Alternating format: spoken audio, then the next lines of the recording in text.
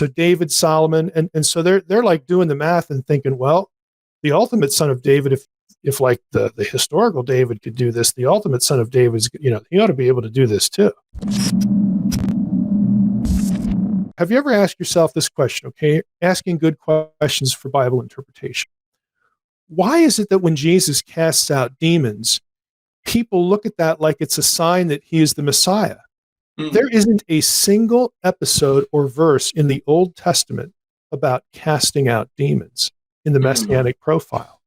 Where in the world did they get this idea that this would validate the Messiah, the son of David, when there's nothing in the Old Testament about that?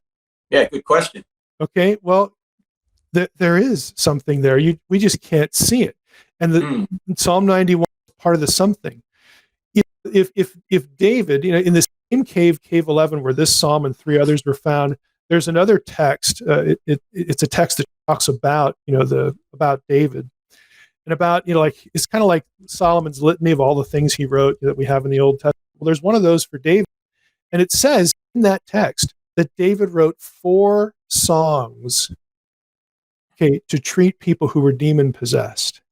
Mm-hmm. And not coincidentally, we find 4 psalms, we're in the same cave, the same location with this thing, and one of them is Psalm 91. And Jewish tradition understood from, that text tells us that they understood that David's psalms, some of the things David wrote were about exorcism, and that means that David had power given from the Holy Spirit, through these psalms over demons. Mm. Now that isn't spelled out anywhere. But it's sort of, as you read this and set it in its own context, they had an expectation that the son of David, the kings that extend from David, would have this power. And Solomon is a big deal in Second Temple literature as well. Solomon has these sorts of things written about him. So David, Solomon, and so they're like doing the math and thinking, well, the ultimate son of David, if like the historical David could do this, the ultimate son of David is, he ought to be able to do this too. Right. And so it's built into their profile without there ever being a verse to that effect.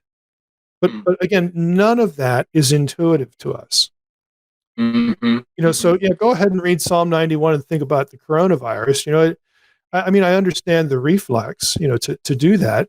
But again, if Jesus didn't consider himself, bulletproof, is the term you use, which I kind of like, why should we? Because Jesus knows what the psalm is about. He knows he has authority over demons. He knows, that he's going to be, protected because, there's this plan, but he doesn't want to do anything that would presume upon the timing of God's plan. And he knows that Satan is fishing. Okay. He knows this. And so he's just not playing along.